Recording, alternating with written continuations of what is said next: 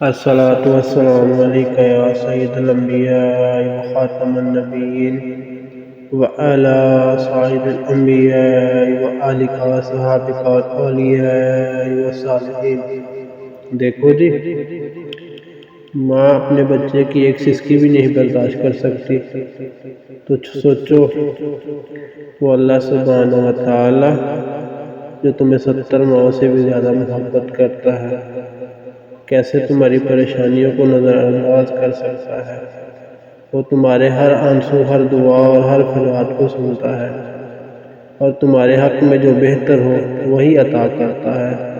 ہم بے سکون تب ہوتے ہیں جب ہمارا اللہ سبحانہ و تعالیٰ پر سے یقین کمزور ہو جاتا ہے، جب ہم اس کے فیصلوں کو دل سے قبول نہیں کرتے اور اس کے حکموں کو نہیں سمجھتے۔ یہی وجہ ہے کہ دل بے چین ہو جاتا ہے، خوشیاں دھندلا جاتی ہیں اور ہر چیز بے معنی اور اداس لگنے لگتی ہے۔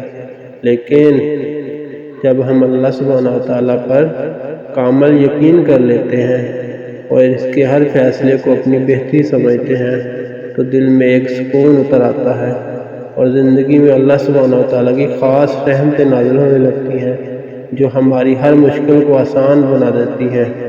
ڈرتے کیوں ہو؟ اللہ سبحانہ و تعالیٰ ہے نا، وہ تمہیں کبھی ایسی آزمائش میں نہیں ڈالے گا جس کا تم مقابلہ نہ کر سکو۔ اگر وہ تمہیں کسی مشکل میں مبتلا کرتا ہے تو وہ دراصل تمہیں اس کے ذریعے کچھ سکھا رہا ہوتا ہے، اور یاد رکھو وہ تمہارے قریب ہے، تمہاری ہر حالت میں تمہارے ساتھ ہے، اس کی مدد اور رحمت تمہارے ساتھ ہے۔ بس تم صبر کرو اور اللہ سبحانہ و تعالیٰ پر یقین رکھو، انشاءاللہ سب ٹھیک ہو جائے گا۔ الصلاة والسلام علیک یا سید الانبیاء وخاتم النبیین وعلی سائر الانبیاء وآلک وصحابک والاولیاء والصالحین۔